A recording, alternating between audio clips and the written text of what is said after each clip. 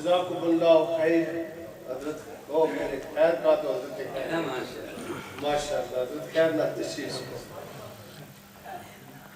بہت سارے علماء کرام تشریف لا چکے ہیں اور انشاءاللہ چند معزز مہمان تشریف لانے والے ہیں.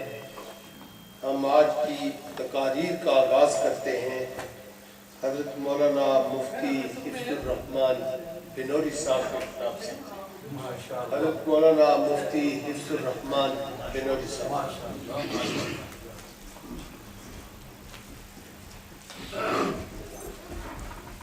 یہ ٹھیک اونچا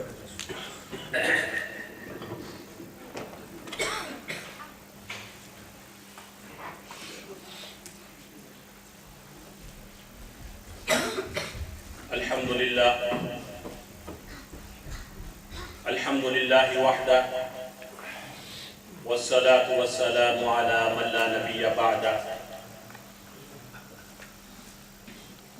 أما بعد فأعوذ بالله من الشيطان الرجيم. بسم الله الرحمن الرحيم. هو الذي أرسل رسوله بالهدى ودين الحق ليظهره على الدين كله وكفى بالله شهيدا. محمد رسول الله والذين معه أشداء على الكفار رحماء بينهم تراهم ركعا سجدا يبتغون فضلا من الله ورضوانا سيماهم في وجوههم من أثر السجود ذلك مثلهم في التوراة ومثلهم في الإنجيل. وقال النبي صلى الله عليه وسلم أصحابي كالنجوم بأيهم اقتديتم اهتديتم. صدق الله العلي العظيم وصدق رسوله النبي الكريم ونحن على ذلك لمن الشاهدين والشاكرين والحمد لله رب العالمين. تمام ساتھیوں سے گزارش ہے کہ درود پڑھ لیں. وعلى آل سيدنا مولانا محمد وبارك وعلى آل محمد كما باركت على إبراهيم.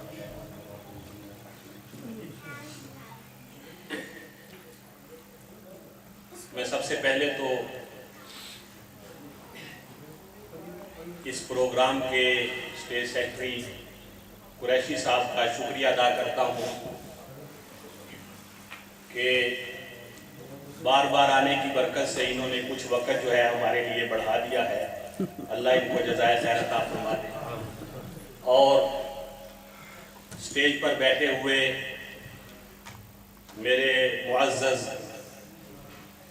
علماء کرام میں سے حضرت مولانا عبید الرحمن زیاد صاحب اور حضرت مولانا خیری صاحب اور سید ابرار حسین شاہ صاحب اور دیگر مجلس کے اندر موجود علماء کرام اور یو کے معزز شہریوں، میرا یہ چوتھا پروگرام ہے جو پاکستان سے صرف ایک نسبت کے تحت ہوتا ہے جس کو عظمت صحابہ کی نسبت کہا جاتا ہے. اس پر مجھے فخر بھی ہے اور اللہ رب العزت کا شکر ادا کرتا ہوں کہ یو کے کی سرزمین پر جب بھی قدم رکھا ہے تو صرف اس نسبت سے رکھا ہے کہ یا اللہ یہ جو پروگرام ہے میری شمولیت اس پروگرام کے اندر ہو جائے. اور میں اپنے انتہائی محترم چچا حضرت مولانا امداد الحسن نعمانی دامت برکاتہم العالیہ اور ان کے صاحبزادگان حافظ محمود الحسن نعمانی، حافظ مسعود الحسن نعمانی اور بھائی عامر صاحب اور قاری محمد عثمان صاحب اور دیگر ان کے جتنے بھی ساتھی ہیں، میں ان سب کا تہ دل سے شکریہ ادا کرتا ہوں کہ یہ مجھے بھی اس پروگرام کے اندر شرکت کا دعوت نامہ بھیجتے ہیں۔ اللہ ان سب کو جزائے خیر عطا فرما دے۔ جیسا کہ آپ حضرات کے علم کے اندر ہے، ہم سٹیج کے لوگ نہیں ہیں اور نہ ہم کوئی مقرر ہیں۔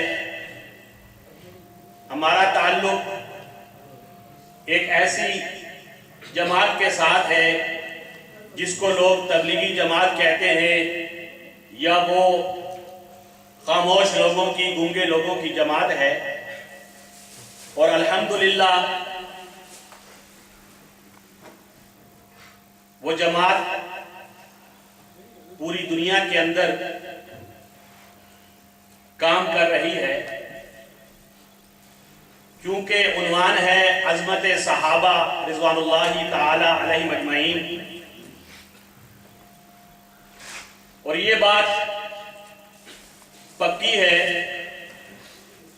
کہ یہ جو جماعت ہے یہ ایمان کی محنت کرتی ہے۔ ایمان اور یقین کی تبدیلی ہی اس جماعت کا سب سے پہلا عنوان ہے،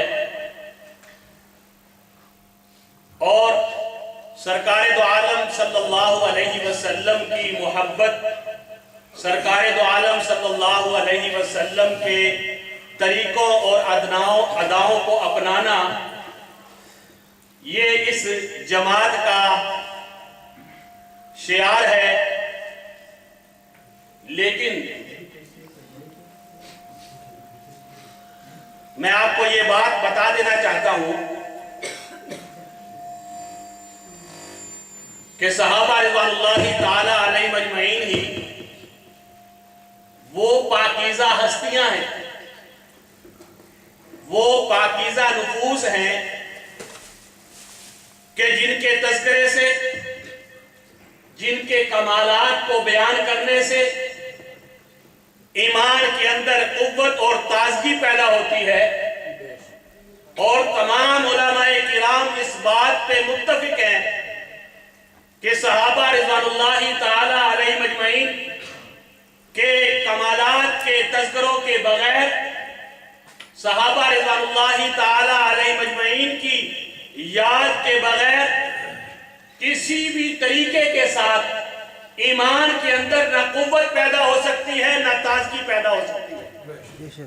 بلکہ صحابہ رضوان اللہ تعالی علیہم اجمعین کے تذکرے کے بغیر جو بھی محنت اور جد و جہد ہوگی وہ ایمان کی تازگی نہیں لا سکے گی، بلکہ وہ جد و جہد اور محنت جو ہے وہ لا حاصل ہوگی۔ اور سرکار دو عالم صلی اللہ علیہ وسلم کی رفت، سرکار دو عالم صلی اللہ علیہ وسلم کی بلندی بھی سرکار کے ان دیوانوں کے تذکروں سے ہی ہے۔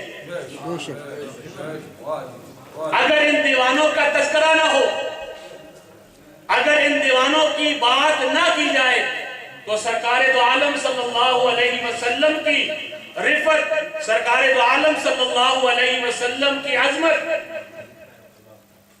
دلوں میں پیدا ہو نہیں سکتی، کیونکہ سرکار دو عالم صلی اللہ علیہ وسلم کے لیے اللہ رب العزت نے ان برگزیدہ، ان صحابہ رضوان اللہ تعالی علیہ مجمعین کو منتخب کیا ہے۔ اور سرکار دو عالم صلی اللہ علیہ وسلم نے فرمایا اصحابی کالنجوم بِأَيِّهُمْ اقْتَدَيْتُمْ اهْتَدَيْتُمْ، میرے صحابہ جو ہیں وہ ستاروں کی مانند ہیں، ان میں سے جس کی اقتداء کرو گے تم کامیاب ہو جاؤ گے۔ مولانا زکریا رحمت اللہ علیہ نے فضائل اعمال لکھی ہے اور شروع میں حکایات صحابہ ہیں۔ کیوں؟ صحابہ رضوان اللہ تعالی علیہ مجمعین کے تذکروں عنصروں کے بغیر ایمان بڑھ نہیں سکتا، ایمان کے اندر قوت پیدا ہو نہیں سکتی۔ حضور اکرم صلی اللہ علیہ وسلم جب ہجرت کے لیے سیدنا صدیق اکبر رضی اللہ تعالیٰ عنہ کے ہمراہ ہے، کفار مکہ نے اعلان کر رکھا ہے سرکار دو عالم صلی اللہ علیہ وسلم کی گرفتاری کا۔ لوگ لالچ میں آ کر، اونٹوں کی لالچ کے اندر آ کر، مال کی لالچ میں آ کر سرکار دو عالم صلی اللہ علیہ وسلم کا تعاقب کرتے ہیں۔ ایک آدمی جس کا نام سراقہ تھا، وہ حضور اکرم صلی اللہ علیہ وسلم کے تعاقب میں آپ صلی اللہ علیہ وسلم کے پیچھے پہنچ گئے اونٹوں کی لالچ میں۔ جب آپ صلی اللہ علیہ وسلم کے قریب پہنچا، سیدنا صدیق اکبر رضی اللہ تعالیٰ عنہ گھبرائے۔ حضور اکرم صلی اللہ علیہ وسلم نے فرمایا لا تحزن ان اللہ معنا، اے صدیق اکبر رضی اللہ تعالیٰ عنہ گھبرائیے نہیں، اللہ کی مدد ہمارے ساتھ ہے۔ لکھا ہے کہ وہاں سے جو ہی وہ اپنے گھوڑے کے قدم بڑھاتا ہے، گھوڑے کے پاؤں جو ہے وہ زمین میں دھس جاتے ہیں، قدم نہیں بڑھتے۔